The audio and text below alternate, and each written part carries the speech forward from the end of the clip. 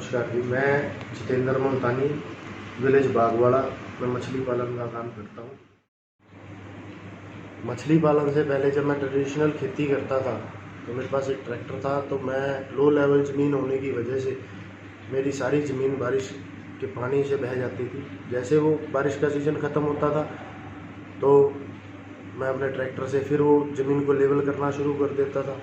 तो जिसकी वजह से मेरा 16 से 17 एकड़ का जो पैसा था वो हर 6 महीने में लेवलिंग में ही चला जाता था।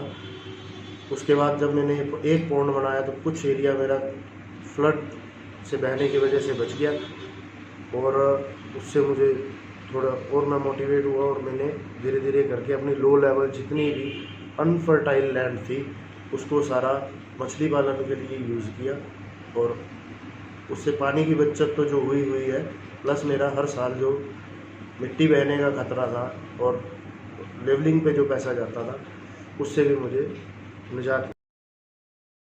1 एकड़ से 2 एकड़, अभी मेरे पास 20 एकड़ में मछली पालन का काम है। उसके साथ अपनी 10 एकड़ में मैं खेती कर रहा हूँ एडवांस टेक्नोलॉजी के हिसाब से। और आधे पौने एकड़ में अभी मैंने RAS लगाया है जो प्रोडक्शन दे रहा है। खेती के कंपैरेटिवली जो मछली का काम है उस में 3 से 4 गुना का जो है प्रॉफिट है खेती के उससे। और पानी की इतनी बचत है कि हमारे जो ज़मीन थी वो हर साल बह जाती थी तो हमने सारा पानी कलेक्ट करके अपने पॉन्ड्स में इकट्ठा किया। पॉन्ड्स के पानी से ही हम अपनी खेती को पानी लगाते हैं जिससे।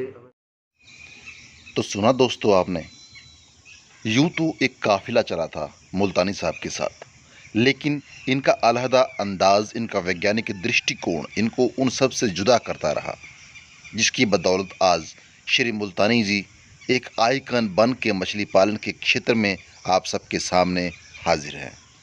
और ये हैं हमारी आज की कड़ी के एक और धरती पुत्र श्री जितेंद्र मुल्तानी।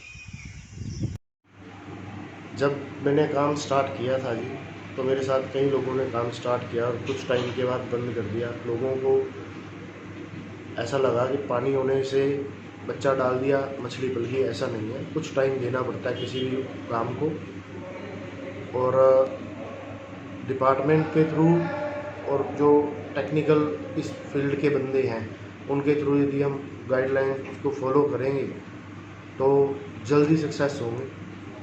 और जो डिपार्टमेंट का सहयोग है, सब्सिडी का है और दूसरा सहयोग है, वो तो एक अलग चीज़ है, पर पहले तो सक्सेस होने के लिए हमें टेक्निकल जो बंदे इस फील्ड में हैं उनकी एडवाइस के हिसाब से चलेंगे तो जल्दी सक्सेस होंगे। मछली पालन में जब वो आए तो शुरुआती दिनों में किस प्रकार उनके साथ ठगी हुई, किस प्रकार बीज देने के नाम पे उनके साथ धोखा हुआ, वो आपके सामने अपनी बात को कुछ इस तरीके से रख रहे हैं, सुनिए ज़रा। तो मैंने सीड किसी प्राइवेट आदमी से ले लिया जिसका यहाँ पे कोई बेस नहीं था, सस्ता होने की वजह से ले लिया। उसको मैं 6 महीने फीडिंग करता रहा। 6 महीने के बाद जब मैंने उसकी नेटिंग करवाई तो उस आदमी ने मुझे कॉमन कार और कतला का सीड कह के दिया था। जब 6 महीने के बाद मैंने नेटिंग करवाई तो हार्वेस्टिंग के दौरान पता लगा कि इसके अंदर ना कतला है और ना गोल्डन है। ये सारा सीड एक जंगली मछली होती है पुट्ठी, वो सारा सीड पुट्ठी निकला। अब जब मैं प्रोडक्शन की बात करता हूँ तो जो IMC है वो आधा किलो प्लस की मछली की हार्वेस्टिंग करवाता हूँ। पंखास 700 ग्राम से 1 kg 1.5 kg की, जिसके लिए 8 से 9 महीने का टाइम लगता है मुझे। और इसके अलावा मेरे पास कुछ देसी मछलियाँ भी हैं जिनकी हार्वेस्टिंग में 100 से 150 ग्राम की करवाता हूँ। और जो ओवरऑल एवरेज की बात की जाए तो IMC के मैं 35 क्विंटल जो है पर एकड़ के हिसाब से साल में क्रॉप लेता हूँ। पंखास की 70 से 80 क्विंटल पर एकड़ के हिसाब से। और अच्छा एक मतलब सर्कल बना हुआ है। पहले पंखास की हार्वेस्टिंग हो जाती है सर्दी के आने से पहले, उसके बाद सर्दी में IMC की जो प्राइस है थोड़ी अप होती है, उसकी वजह से मुझे IMC का रेट भी मिल जाता है। अभी जो मैं मछली पाल रहा हूँ IMC की 6 वैरायटीज़ और पंकास, और कुछ 1-2 एकड़ में जो मेरे पास है तिलापिया है। तिलापिया को मैं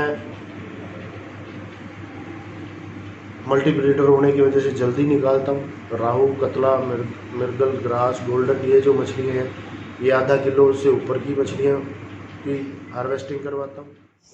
हरियाणा के पंचकुला जिले का ये किसान 15 डिग्री से नीचे गए तापमान पर भी पंगास जैसी मछली को पालकर एक नई इबारत लिख रहा है। उसके साथ साथ सभी मछली पालकों को एक मंच पर संगठित करने का इनका उद्देश्य वाकई काबिल तारीफ है। अपनी बात को पुरजोर तरीके से रखना, मौके को जाया मत जाने देना इनकी फितरत में शुमार है। मेरी सारे मछली पालन के किसान भाइयों से एक ही विनती है कि FPOs बनाएं। एक आदमी बहुत कम काम कर पाता है, जब ग्रुप होगा तो ग्रुप की आवाज़ भी सुनाई देगी लोगों को, गवर्नमेंट भी सुनेगी, और FPOs से मिल के जब काम होगा तो उससे एक रिजल्ट निकल के आएगा। इससे रेट भी अच्छा मिलेगा और मार्केट करने में भी कोई दिक्कत नहीं होगी। आज मैं जिस मुकाम पे पहुंचा हूं, इसमें सबसे बड़ा योगदान तो मेरे परिवार का है, पर उससे भी बड़ा योगदान ये है कि जब भी मैं डिपार्टमेंट के पास आया हूं, डिपार्टमेंट से जो भी मैंने आग्रह किया है उन्होंने मेरी पूरी हेल्प की है, और मैं इसके लिए डिपार्टमेंट और अपने परिवार दोनों का ही तहे दिल से शुक्रिया अदा करता हूँ।